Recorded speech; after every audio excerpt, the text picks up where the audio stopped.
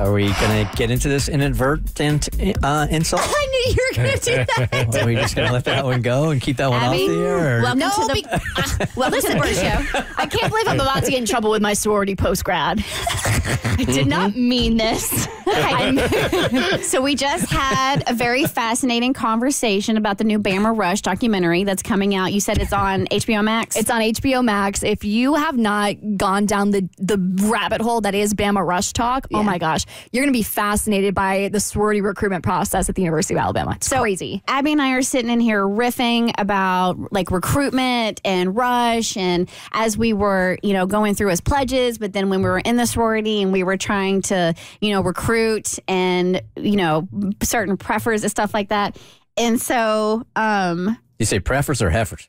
Prefers. They were not. And we're just comparing, we're just sharing old sorority war stories, right? Yeah. And then, what did you say, Abby? So Kristen was bragging about the fact that she was a first string recruiter.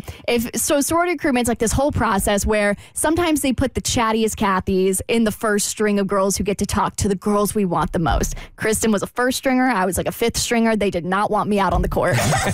And so they're like, well, she's going to reveal too much. And so I was joking. That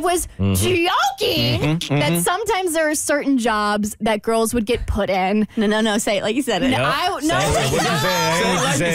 because think about the girls who did this job at my sorority. They're going to think I'm calling them something that I did not mean. This is what Bert does. Sometimes we would, and I'm only saying this because I was one of these girls. So this is not coming from a place of like anger or judgment. This is not how it played out in studio at all. Okay, Mo, you say what she said. No. Sometimes there would be certain jobs that we would give girls if we didn't want them to recruit. And I jokingly, because all the girls in my sorority were hot. We were a hot sorority.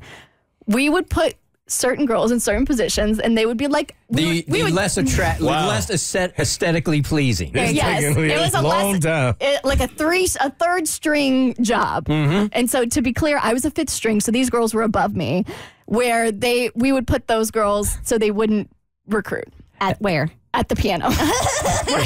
Kristen, where did they put you? I also played piano for my sorority. Oops.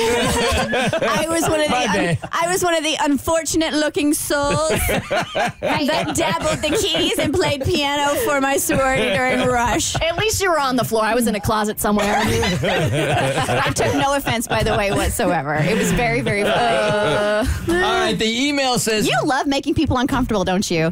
Yeah. Myself included. All right, so the email subject line says, dibs before death. Kristen's got the email. Bert Show crew. I am a newish listener out west. Found you guys on Facebook and have been listening to your podcast ever since. That makes you happy, doesn't it, Cassie? You keep me company on our family farm, and I appreciate it, and that's why I'm coming to you today. It all has to do with our family farm. My mom and dad own almost 1,000 acres of pristine land in South Dakota. It's passed on from generation to generation. Eventually, it'll be passed down to me, my brother, and my sister. My parents are out of town on a much-needed vacation, so my brother, sister, and I are holding everything down. One morning, I overheard the two of them arguing about what to do with the land. Not a petty argument, but a full-blown fight. They each have already plotted exactly what they want to do with the land in order to make the biggest buck. It honestly was gross to listen to them bicker about land that isn't even theirs yet. It came across so cold and callous. I am disgusted by my brother and sister's behavior and don't know if I should tell my parents. I know. That would make me a 20-something-year-old tattletale, but I feel like they should both learn a lesson about greed. My parents are in their late 50s and are in perfect health. There is absolutely no reason to be having these conversations right now. I'm the youngest, yet feel I'm the most mature when it comes to this situation. Thanks for listening, and any advice you can offer, Anonymous. Parents are only in their late 50s, and the kids are already jockeying for the land, man. I don't know how you can tell your parents without looking like a knack, and without looking like you're trying to maneuver your way into the first position. You know what I'm saying? That's exactly what I was thinking. Like, if you tell, it's going to definitely look like you trying to get a better foot up on your siblings. So I feel like you got to handle it by talking to them. I don't think you go to the parents. So, like, if you overheard about your sisters, like, bickering about something that your family owns and who's going to get it and what they're going to do with it, you would try to set them straight. You wouldn't tell your mom or dad?